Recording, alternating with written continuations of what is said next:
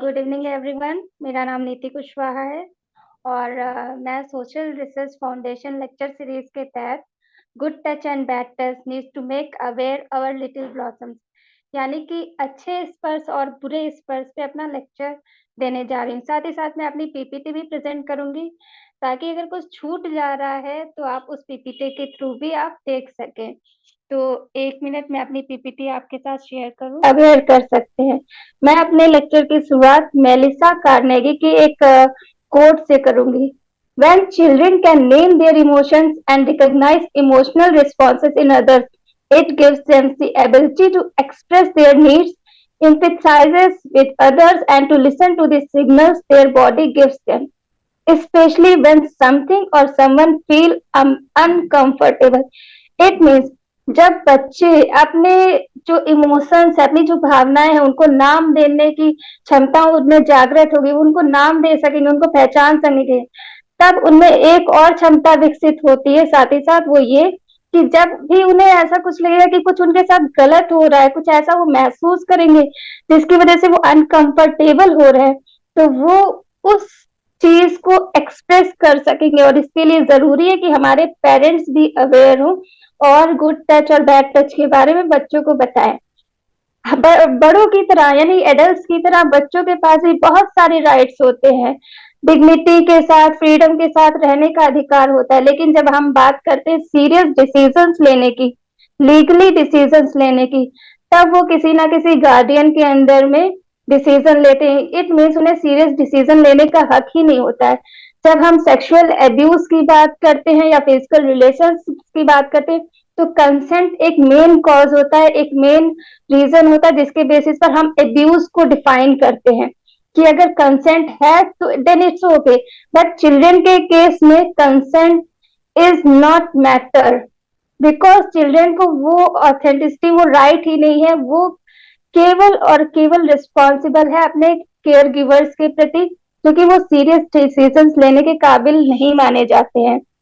Legally अगर हम child की बात करें तो वो एक माइनर या फिर जो हमारा यंगर एज ग्रुप है उससे कम उम्र के लोगों को मानते हैं। माइनर की बात करें तो हमारे यहाँ बहुत सारे लीगल टर्म्स हैं जिनके बेसिस पे हम चाइल्ड को डिफाइन करते हैं। चाइल्ड को डिफाइन करने की बात अगर हम कर ही रहे हैं तो बहुत सारे कुछ लेबर एक्ट्स हैं या फिर हमारे प्लांटेशन एक्ट है, मोटर ट्रांसपोर्ट वर्कर्स एक्ट है, बीड़ी सिगार वर्कर्स एक्ट है, जे एक्ट है, पॉक्सो एक्ट है। इन सभी में अलग अलग एज को क्राइटेरिया माना गया है चाइल्ड को डिफाइन करने के लिए। चाइल्ड को इंडिया में यूएनसीआरसी की जो एक लीगल डेफिनेशन है, यूएनसीआरसी यानी कि UN convention of child rights, उससे उन्होंने चाइल्ड को डिफाइन किया है। And below the age of 18 years ये इंटरनेशनली मार्क्ड लिमिट है चाइल्ड के लिए। इंडिया की बात करें तो सेंसस ऑफ इंडिया में बिलो द एज ऑफ 14 जितने भी पर्सन है उनको चाइल्ड की संज्ञा दी गई है, लेकिन सेंसस 2021 में इसे 18 ईयर्स कर दिया गया है। मेडिकली टर्म्स में बात करें तो कोई भी ऑफ स्प्रिंग जो इन्फेंसी और एडोलिसेंस के बीच में आता है, वो जो हमारा एज ग्रुप है वो चाइल्ड के अंदर कंसीडर्ड किया जाता है। यूएनसीआरसी 1989 के आर्टिकल 1 में चाइल्ड को डिफाइन करते हुए कहा गया है every human being below the age of 18 years, यानी कि 18 साल से कम उम्र का कोई भी व्यक्ति, कोई भी मानव, वो एक चाइल्ड कहलाएगा। सेक्शन 2 सेकेंड बात करें, the child labour prohibition and regulation act 1986 की, तो इसमें भी क्लियरली डिफाइन किया गया है कि person who has not completed 14 years of age comes under child. It means कोई भी व्यक्ति जिसने 14 साल उम्र पार नहीं की है वो हमारा बच्चों में या चाइल्ड के अंतर्गत आएगा।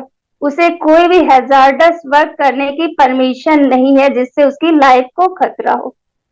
सेक्शन 2C के द प्लांटेशन लेबर एक्ट 1951 और इसके साथ ही the motor transport workers act 1961 में भी क्लियर किया गया है कि कोई भी व्यक्ति जिसने 15 साल की आयु कंप्लीट नहीं की है वो चाइल्ड के अंतर्गत आएगा। सेक्शन 2 भी और बीड़ी सिगार वर्कर्स एक्ट की बात करें 1966 की, तो उसमें भी क्लियरली डिफाइन किया गया है कि 14 वर्ष से कम उम्र के जितने भी व्यक्ति हैं वो सभी चाइल्ड की कैटेगरी में आएंगे। जे केयर एंड प्रोटेक्शन एक्ट की बात करें जो अभी अमेंडेड हुआ है, section 2D of POCSO act 2012 की बात करें तो उसमें क्लियरली चाइल्ड की एज 18 ईयर्स यानी जितने भी 18 ईयर्स से कम के व्यक्ति हैं उनको चाइल्ड की कैटेगरी में रखा गया है। अब हम वापस CSC यानी चाइल्ड सेक्सुअल एब्यूज पे आ जाते हैं, क्योंकि good touch and bad touch उसी से जुड़ा हुआ है। यूनिसेफ और ANPPCN यानी कि एनपेकन ने साफ साफ क्लियरली कहा है अपनी रिसर्च स्टडीज में, बहुत सारे देशों पे उन्होंने रिसर्चेस की, उसके बाद उन्होंने एक चीज मेंशन की, not a single society is immune from it, not a single society is immune from it, it means CSC यानी child sexual abuse. Children are sexually assaulted or abused or exploited at their homes, in the community, in the schools, in the workplace, or in brothers too. The shocking fact is most of the perpetrators are the known person. सबसे ज्यादा shocking fact यही है कि जो हमारे परपिट्रेटर्स हैं, जो accused है, वो विक्टिम के नोन पर्सन ही होते हैं, वो जानने वाले होते हैं। अक्सर हम बच्चों को सिखाते हैं स्ट्रेंजर इज डेंजर, यानी कि जो अजनबी है वो हमारे लिए खतरा है। लेकिन जब हम बात CSA की करते हैं, चाइल्ड सेक्सुअल एब्यूज की करते हैं, तो सबसे ज्यादा विडंबना यही है कि हमारे जो जानने वाले लोग हैं वो ही बच्चों के साथ इस तरह का कृत्य करते हैं। Child sexual abuse is basically an illegal और unlawful sexual treatment of a child और अ माइनर, जो कि जो एडल्ट या फिर यंगर चाइल्ड के लिए एक ग्रेटिफिकेशन वाली फील, जो उनकी भावना है उसको पूर्ति करने के लिए होता है या सेटिस्फेक्शन के लिए होता है। ये CSA दो चाइल्ड के बीच, जिसमें एक यंगर चाइल्ड हो सकता है, एक एल्डर चाइल्ड हो सकता है, या फिर चाइल्ड या फिर एडल्ट के बीच भी हो सकता है।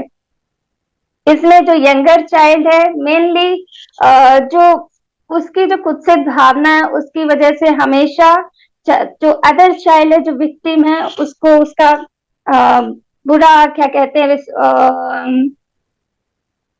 उसके भावी जीवन में इन सारी चीजों की बाद में असर दिखता है, चाहे वो क्रोनिक डिसीजेस के रूप में या फिर अदर हेल्थ इश्यूज के रूप में, वो उसके कॉग्निटिव बिहेवियर में भी सीन करने को मिलता है। नेक्स्ट, हमने चाइल्ड देख लिया, हमने CSA देख लिया। अब जब हम मेन आते हैं हम अपने टच पे, good touch and bad touch. Basically हमने सेंस के नाम सुने होंगे, 5 सेंस होते हैं, फीलिंग्स के नाम सुने होंगे, कम्युनिकेशन की भी बातें की होंगी, लेकिन एक जो मेजर फैक्ट है, जो टच है, वो भी एक कम्युनिकेशन फैक्टर के रूप में ही है। सबसे मेन सेंस ऑर्गन है, चाहे आप साइट की बात करें, चाहे स्मेल की बात करें, हियरिंग, टेस्ट की बात करें, उनमें सबसे मेन हमारा टच भी है, जो हमें ये कम्युनिकेट कर सकता है कि दूसरा व्यक्ति अगर हमें टच कर रहा है वो किस भाव से कर रहा है, उसकी जो भावना है वो कहीं ना कहीं हम फील कर सकते हैं। एज पर Cambridge Webster dictionary, the human touch is a pleasant and friendly way of treating other people like a handshake, friendly pat etcetera that makes them feel secure and relax.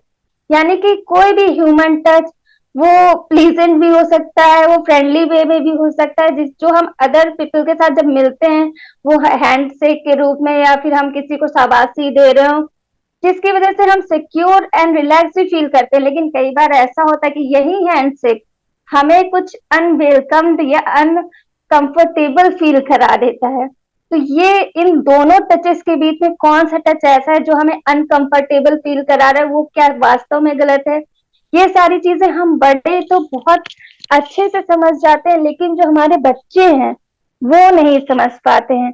और यही चीज सिखानी हम बड़ों को बहुत जरूरी है अपने बच्चों को। If touch is a fundamental form of non-visual perception that plays an important role in our sensory experience, as per Gibson. वॉल्टन कहते हैं कि touching is the ultimate expression of closeness और कॉन्फिडेंस बिटवीन टू पीपल। यानी कि दो व्यक्तियों के बीच में क्लोजनेस और कॉन्फिडेंस को अभिव्यक्त करने का सबसे बेहतरीन माध्यम है, Subscribe now लेकिन ये and press the formal bell icon. Relationship में नहीं Never miss देखा an जाता है। update. अगर टच की टाइप्स की बात करें तो बहुत सारे टाइप्स होते हैं। अच्छा टच हुआ, इट मीन्स गुड टच हुआ, बैड टच हुआ, कंफ्यूजिंग टच हुआ। गुड टच को हम अदर वे में सेफ टच भी कहते हैं, बैड टच को हम अनसेफ टच भी कहते हैं। क्योंकि बच्चे बहुत छोटे होते हैं, और मैंने गुड टच बैड टच इसलिए यूज किया है क्योंकि मैंने अपनी जो पीएचडी की है वो 4th एंड 5th क्लास के स्टूडेंट्स पे की है। अक्सर जब हम बच्चों को पढ़ाना भी सिखाते हैं तो लाइन खींच के उनको आड़ी तिरछी रेखाएं खींच के सिखाते हैं, फिर छोटा बड़ा या ABCD बनाना सिखाते हैं। ठीक उसी तरह से अगर हम गुड और बैड टच बताते हुए फिर सेफ एंड अनसेफ टच की जाए तो बच्चों को समझने में भी आसानी रहती है। बात करते हैं गुड टच की। गुड टच वो टच होता है जिससे हमें अच्छा फील होता है। लाइक अगर हमने कोई अच्छी पोएम बनाई है, अगर कोई अच्छा कार्य किया है तो हमारे टीचर्स या हमारे पेरेंट्स हमको शाबाशी देते हैं, या फिर हम पहली बार किसी से मिलते हैं, हैंड शेक करते हैं, तो ये गुड टच होता है। इससे हमें एक सिक्योरिटी की फीलिंग आती है, एक सेफ फीलिंग आती है, और हमें ऐसा कहीं से भी नहीं लगता कि सामने वाला व्यक्ति हमारे साथ गलत इंटेंशन से मिल रहा है। उसी के जस्ट उलट होता है अनसेफ टच या बैड टच। बैड टच वो टच है, वो दिखने में तो हमारा गुड टच ही रहेगा, लेकिन वो कहीं ना कहीं सेक्सुअली इंटेंस्ड होगा। वो सामने वाले व्यक्ति को अनवेलकम्ड या अनकंफर्टेबल फील कराएगा। आप जल्दी से जल्दी उस व्यक्ति से दूर भागना चाहेंगे, आप उससे दोबारा कभी नहीं मिलना चाहेंगे। ये फीलिंग अगर किसी व्यक्ति से आ रही है, किसी व्यक्ति के टच से आ रही है, तो ये हमारा बैड टच कहलाता है या अनसेफ टच कहलाता है, और वो पर्सन भी अनसेफ है। और ये बातें as a parents, as an elder, as an adult हमें बच्चों को बतानी बहुत जरूरी होती है। गुड टच और बैड टच की ही तरह एक और टच होता है, वो होता है कंफ्यूजिंग टच। कंफ्यूजिंग टच होता है, क्या होता है, I think as an adult हमें हमारे माइंड में ये सारी चीजें क्लियर रहती हैं, लेकिन जो बच्चे हैं वो गुड एंड बैड के बीच में ही डिफरेंस नहीं पता कर पाते, तो कंफ्यूजिंग टच तो बहुत ही दूर की बात है। कंफ्यूजिंग टच होता गुड टच ही है, लेकिन कई बार ऐसा होता है कि हम किसी व्यक्ति से हाथ मिला रहे हैं या ग्रीट कर रहे हैं, गले मिल रहे हैं, तो अनइंटेंशनली हमारा हाथ ऐसी जगहों पे चला जाता है जिससे दूसरा व्यक्ति अनकंफर्टेबल हो जाता है, बट वो इंटेंशनली नहीं था, इसलिए वो कंफ्यूजिंग टच के दायरे में आता है। और कई बार जो परपिट्रेटर्स हैं वो कंफ्यूजिंग टच का सहारा लेते हुए ही बैड टच की तरफ बढ़ते हैं, मूव करते हैं। अभी तक हमने जो टाइप्स देखे वो नॉर्मल टाइप्स थे, good touch, bad touch and confusing touch. Next one is, हम बात करें हेजलिन की। हेजलिन ने 5 तरह के टच की बात की है। नंबर 1 इज प्रोफेशनल और functional touch, number 2 is polite और social touch, number 3 is friendship और वार्म, नंबर 4 इज लव और इंटीमेसी, नंबर 5 इज एरोजल और सेक्सुअल टच। बात करते हैं प्रोफेशनल और फंक्शनल टच की। प्रोफेशनल और फंक्शनल टच नॉर्मली हम फॉर्मल इंस्टीट्यूट्स में देखने को मिलते हैं। फॉर्मली जब हम किसी से मिलते हैं तो हैंड शेक करना, ये सारी चीजें हम एक फॉर्मेलिटी के तौर पे होती है। This type of touch comes under professional और फंक्शनल टच। पोलाइट और सोशल टच वो टच है जब हम किसी अपने नोन पर्सन से मिलते हैं, लाइक चाचा चाची, मामा मामी से हम मिल रहे हैं, अंकल आंट से मिल रहे हैं, तो हम पैर छूते हैं, वो हमें आशीर्वाद देते हैं। तो ये सारे टच हमारे आते हैं पोलाइट और सोशल टच के अंतर्गत। फ्रेंडशिप और वॉर्थ में क्या है कि किसी को गले लगाना प्यार से, हैंड शेक करना, शाबाशी देना, ये है फ्रेंड्स सर्कल में। ये सारी चीजें फ्रेंडशिप और वार्म टच में आएंगी। लव और इंटीमेसी जस्ट थोड़ा सा बढ़ जाएगा फ्रेंडशिप और वार्म टच से। इसमें कपल्स के बीच जो टच होता है वो सारे टच हमारे लव और इंटीमेसी में आ जाएंगे। लाइक हमने फोरहेड पे किस कर दिया, चिक्स पे किस कर दिया, ये हमारा लव और इंटीमेसी टच में आ जाएगा। जब हम बात करते हैं एराउजल और सेक्सुअल टच की, तो ये लास्ट लेवल है टच का, ये सेक्सुअली इंटेंडेड होता है, इंटेंसली होता है, that this type of touch comes under aerogel और सेक्सुअल टच। अगर हम बात करें डायमेंशंस की, हेजलिन ने बहुत सारे डायमेंशंस बताए हैं जिसके बेसिस पर हम टच को डिफाइन करते हैं, गुड है या बैड है, हम उसको इंटरप्रेट कर सकते हैं, हम ये पहचान सकते हैं वो इंटेंसली हुआ है या फिर नॉन इंटेंसली हुआ है। और ये कुछ डायमेंशंस हैं: intensity, duration, location, frequency, tool of touch. Intensity की बात करें कि कोई भी टच कितना डेलिकेट है, कितना स्ट्रांग है, ठीक। हम कोई अगर व्यक्ति हमसे हैंडशेक भी करता है तो हम उसके कॉन्फिडेंस लेवल को पहचान जाते हैं, तो ये इंटेंसिटी के अंतर्गत है। ड्यूरेशन, हमने कितनी देर किया। नॉर्मली हम जब गुड इंटेंशन से करते हैं, ग्रीट करने के लिए करते हैं, मुश्किल से 3 से 5 सेकंड के लिए हाथ हम मिलाएंगे, हैंडशेक करेंगे। बट जब हमारा इरादा गलत होता है तो हम काफी देर तक हाथ पकड़े रहते हैं, हम सामने वाला छुड़ा रहा होता है तो भी हम जल्दी नहीं छोड़ते। लाइक कई बार होता है, अब हमने पिक्चरों में भी देखा होगा, दुश्मनी में एक दूसरे का हाथ मिलाते, एक बंदा कस के दबा देता है, उसको हर्ट करने की कोशिश करता है। तो इस तरह का जो टच है वो लंबी ड्यूरेशन का होता है, ठीक। तो ये टच हो जाएगा हमारा बैड टच। और जब हम शॉर्ट ड्यूरेशन का जो टच हो रहा है वो हमारा गुड टच के अंतर्गत आएगा। यानी कि ड्यूरेशन के बेसिस पे भी हम टच को डिफाइन कर सकते हैं। Next one is location. Location का मतलब यहाँ कोई पर्टिकुलर एरिया से नहीं कि लखनऊ में टच किया कि दिल्ली में टच किया। यहाँ लोकेशन का मतलब है कि किस बॉडी पार्ट्स को हम टच कर रहे हैं, यानी कि हम हैंडशेक कर रहे हैं या हग कर रहे हैं तो हमारा हाथ कहाँ है, हम किसी को किस कर रहे हैं तो हम कहाँ कर रहे हैं, हम फोरहेड पे कर रहे हैं, चीक पे कर रहे हैं, लिप्स पे कर रहे हैं, कहाँ कर रहे हैं। अगर हम किसी को ग्रीट भी कर रहे हैं तो हम पैर छू रहे हैं या हाथ मिला रहे हैं, या फिर अगर गले भी मिल रहे हैं तो हमारा जो हाथ है वो उसकी कमर पे है या फिर कंधे पे है। तो ये सारी चीजें भी मैटर करती हैं। ये लोकेशन डिफाइन करता है कि वो टच या पर्टिकुलर टच गुड है या बैड है, जिसकी वजह से सामने वाला व्यक्ति अनकंफर्टेबल फील कर रहा है या फिर सिक्योर फील कर रहा है, जिसके बेसिस पे वो गुड और बैड में डिफरेंस करता है। नेक्स्ट वन इज फ्रीक्वेंसी, यानी कि कितनी बार कोई व्यक्ति किसी को कहाँ पे टच कर रहा है। तो फ्रीक्वेंसी के बेसिस पे भी हम टच को डिफाइन कर सकते हैं। टूल ऑफ टच, यानी कि टच के लिए हमने किस चीज का इस्तेमाल किया। लाइक यहाँ पे टूल का मतलब डंडे या फिर किसी ऑपरेटर से या पेचकस वगैरह से नहीं है। यहाँ पे टूल का मतलब बॉडी पार्ट से, हमने किस बॉडी पार्ट से किसी व्यक्ति को टच किया, हमने हैंडशेक किया या फिंगर से टच किया, क्या किया। तो ये हमारे कुछ डायमेंशंस थे जिसके बेसिस पे हम डिफाइन करते हैं कि टच गुड है या बैड है। अगर हमारा जो बच्चा है वो बैड टच से बार बार गुजर रहा है तो उसका बहुत बुरा असर आगे देखने को मिलता है।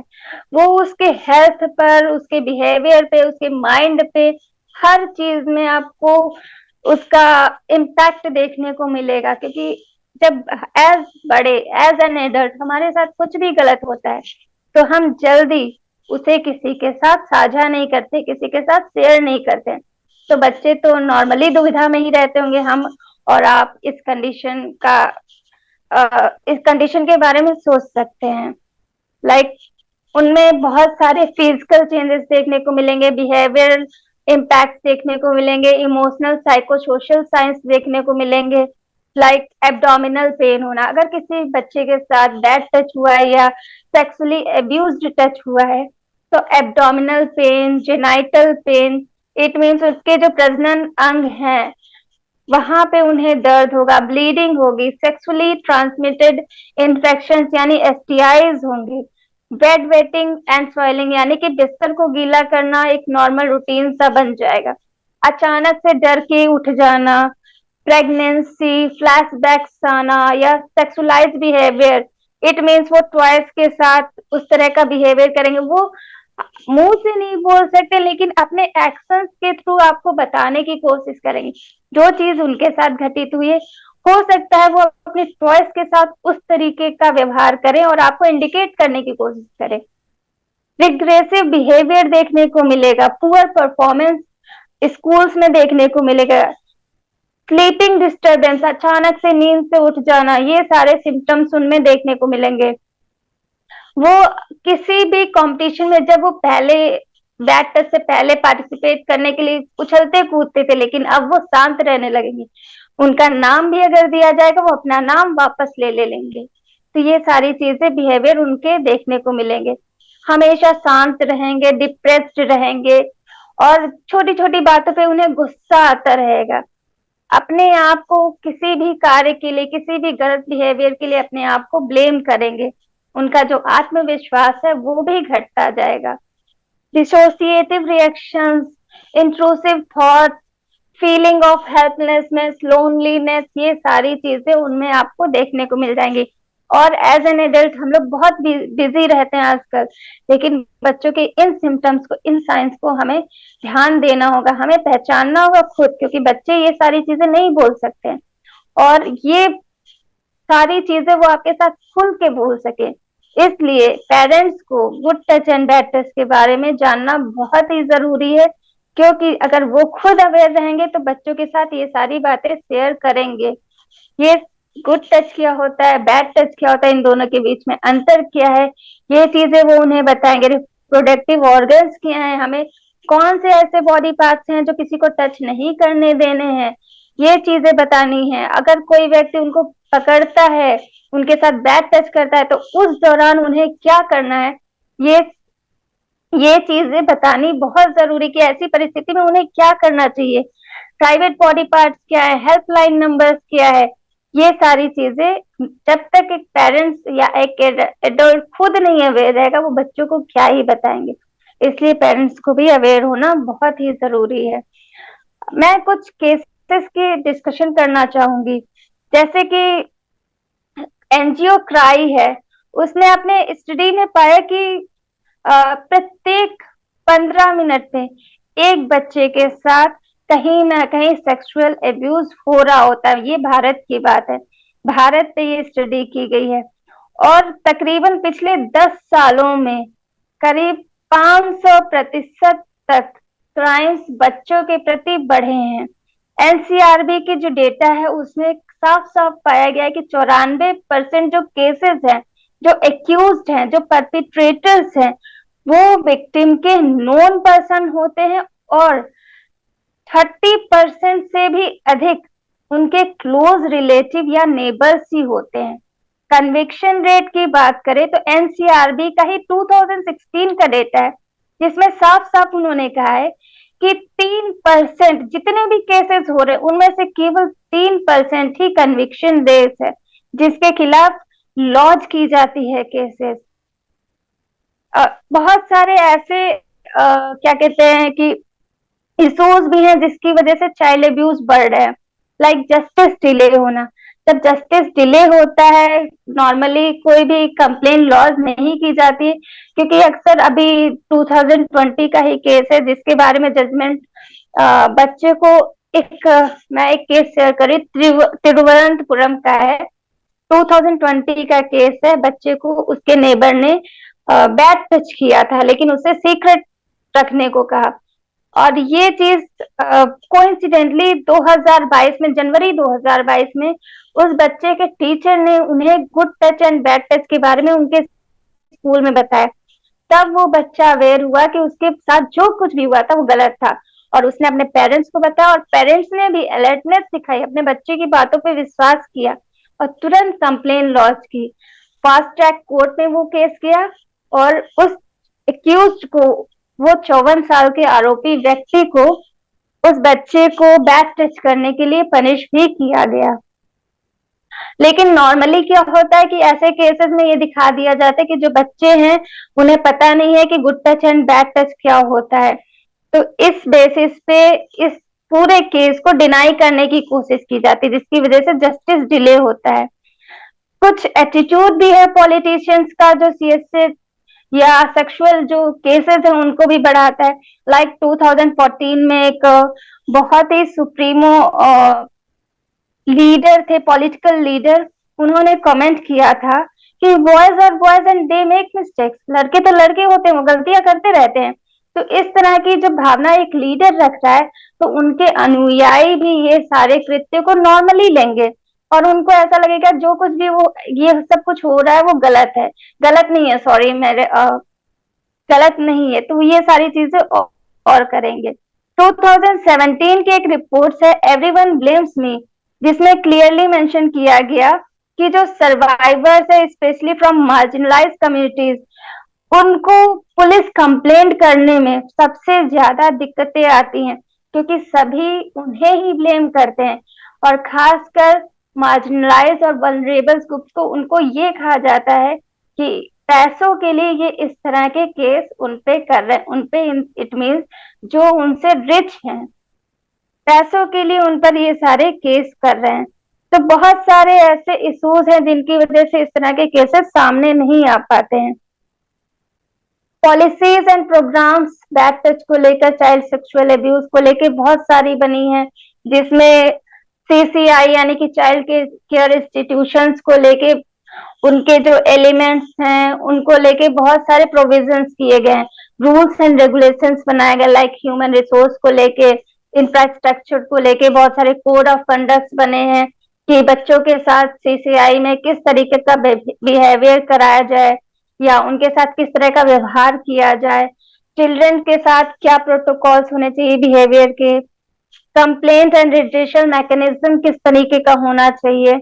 चाइल्ड सेफ्टी के लिए बहुत सारे प्रोग्राम्स भी गवर्नमेंट ने, चाहे वो सेंट्रल गवर्नमेंट हो या फिर स्टेट गवर्नमेंट हो, उन्होंने प्रोग्राम्स भी चलाए हैं।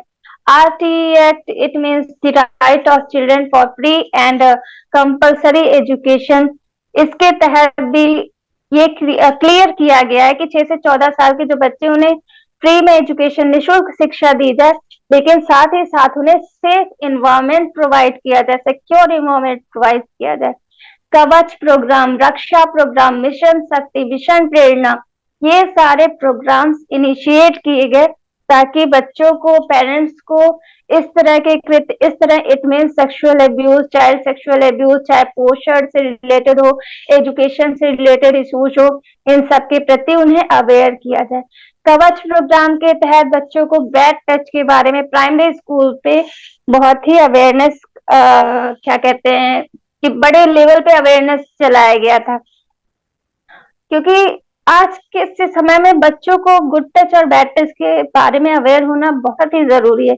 रिसेंट में बहुत सारे केसेस हुए हैं, दिल्ली की बात करें या फिर मुंबई की बात करें। दिल्ली में एक केस हुआ था 2017 में, जिसकी वजह से एनसीईआरटी में एक बहुत बड़ा बदलाव किया गया। एनसीईआरटी की बुक्स में लास्ट पेज पे, लास्ट कवर पेज पे क्लियरली बैड टच के बारे में या फिर अदर चीज के बारे में मेंशन किया गया है। बाकायदा फोटोज के थ्रू, हेल्पलाइन नंबर्स, ये सारी चीजें मेंशन की गई कि बैड टच क्या होता है, गुड टच क्या होता है, और अगर उनके साथ बैड टच हो तो क्या करना चाहिए।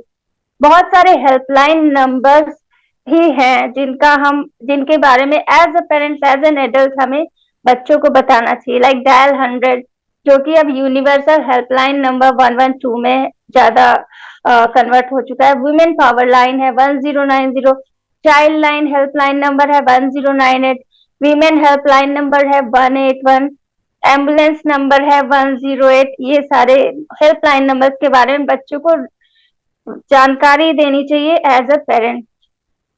कई बार मैंने जो स्टडी की है उसमें मैंने बच्चों से नॉर्मली पूछा था कि उन्हें क्या अपने पेरेंट्स के नंबर याद है, तो कांटेक्ट नंबर उन्हें पेरेंट्स में अपने केवल और केवल फादर का याद था, मदर का याद ही नहीं था, या घर में किसी और व्यक्ति की कांटेक्ट नंबर की जानकारी उन्हें नहीं थी, उन्हें याद ही नहीं था।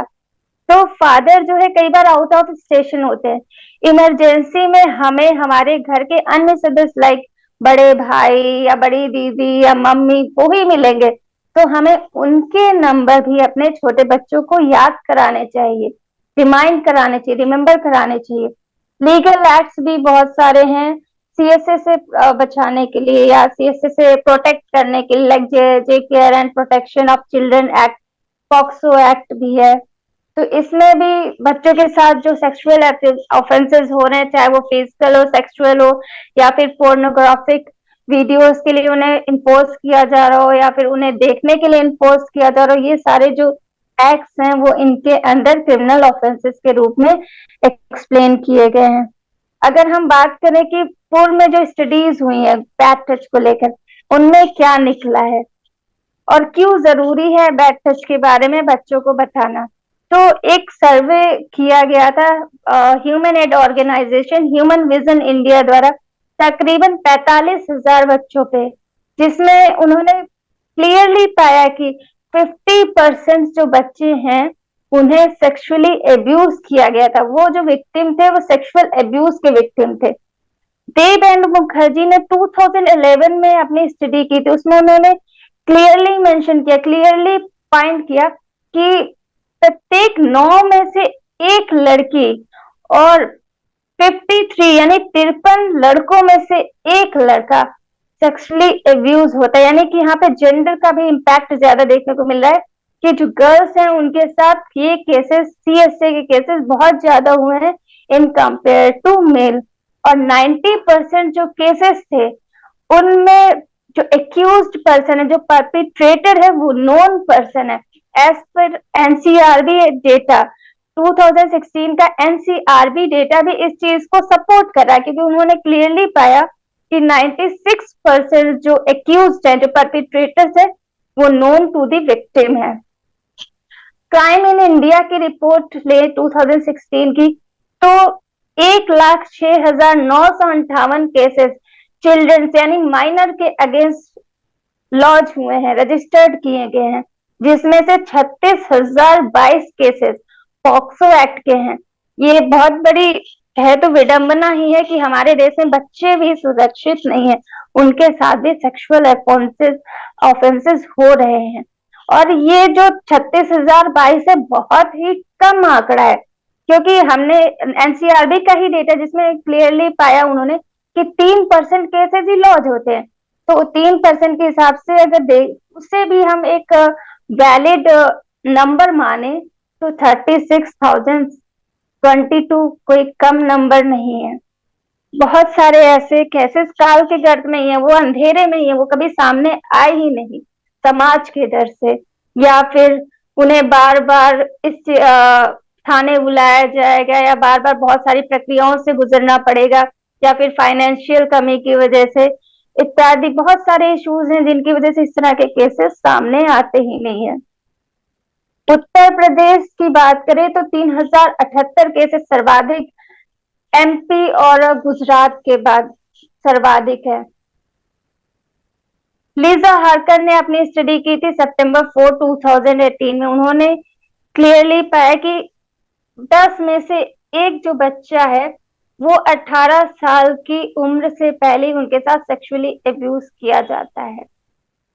70% जितने भी सेक्सुअली अब्यूज या इंसिडेंसेस थे या सीएसए के केसेस थे, उनमें से 70% केसेस ऐसे थे जिनमें उनके साथ इस तरह की कुकृत्य 17 वर्ष से पहले हुए थे।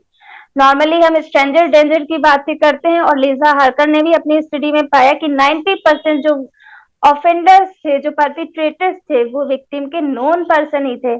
60% are abuse by the person on whom their family believes. यानी कि इन 90% में से भी 60% ऐसे लोग थे जिनमें उनकी फैमिली बहुत ही ज्यादा बिलीव करती थी, इंक्लूडिंग देयर फैमिली मेंबर्स जो कि 30% थे। अब सबसे ज्यादा भरोसा लोग अपनों पे ही करते हैं या फिर अपने फैमिली फ्रेंड पे करते हैं, या कोई ऐसा व्यक्ति होता है जिसपे वो कभी भी किसी भी चीज के लिए आश्रित होते हैं। तो वो 30%, वो 60% कई बार हमारे बच्चों के साथ गलत कार्य भी करते हैं। ये बातें भी हमें अपने बच्चों को बतानी चाहिए कि हमेशा एक अजनबी ही नहीं डेंजर होता है, एक स्ट्रेंजर ही नहीं डेंजर होता है, कई बार हमारे अपने भी हमारे लिए घातक सिद्ध होते हैं। और इनकी स्टडी में, इनकी इट मीन्स लीजा हार्कर की स्टडी में उन्होंने क्लियरली मेंशन किया कि 38% of the child victims disclose और report the abuse that happened to them. यानी कि एनसीआरबी का डेटा लें या फिर ट्राई का डेटा लें, उन्होंने 3% को ही मेंशन किया है, और 30%, सॉरी 3 नहीं 30%, यहाँ भी 38% इस चीज को सपोर्ट कर रहा है। पारुल शर्मा और रोहिणी हेलो। शर्मा की स्टडी है कि हाँ हेलो। हेलो। Yes ma'am. आपका जो जूम मीटिंग है वो अभी थोड़ी देर में बंद हो जाएगा। अगर आपका कुछ और रह गया तो प्लीज आप फिर से लॉग इन कर लीजिएगा। ठीक है बिल्कुल। आप कंटिन्यू करिए, ठीक है। Okay okay.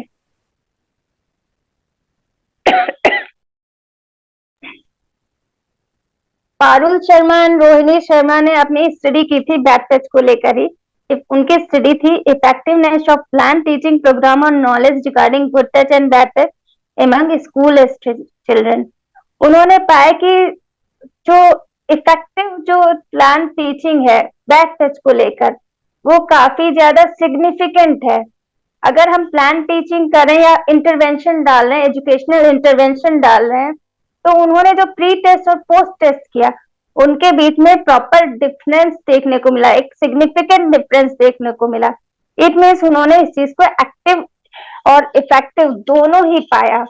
ओस्लम एल्कान एल्सॉय और ओस्कान की स्टडी थी an investigation of preschool children's knowledge about child sexual abuse a qualitative view. तो उसमें उन्होंने क्लियरली मेंशन किया, कंक्लूड किया कि द चिल्ड्रन हैड इनकम्प्लीट और inappropriate knowledge about good touch and bad touch. जाहिर सी बात है कि पेरेंट्स या एज एन एडल्ट और एज एन टीचर हम उनसे good touch and bad touch के बारे में बात ही नहीं करते हैं। हम उनसे रिप्रोडक्टिव हेल्थ के बारे में या रिप्रोडक्टिव ऑर्गन्स के बारे में बात ही नहीं करते हैं। जब हमें उन्हें रिप्रोडक्टिव ऑर्गन्स के बारे में बताना होता है तो हम उनको बिकनी पोर्शन या फिर बिटवीन द लेग्स पोर्शन बताते बजाय वेजाइना या उनका पर्टिकुलर जो नेम है उसके बताने के। तो ये भी कई बार हमारे लिए क्या बच्चों के लिए बहुत ज्यादा घातक होता है कि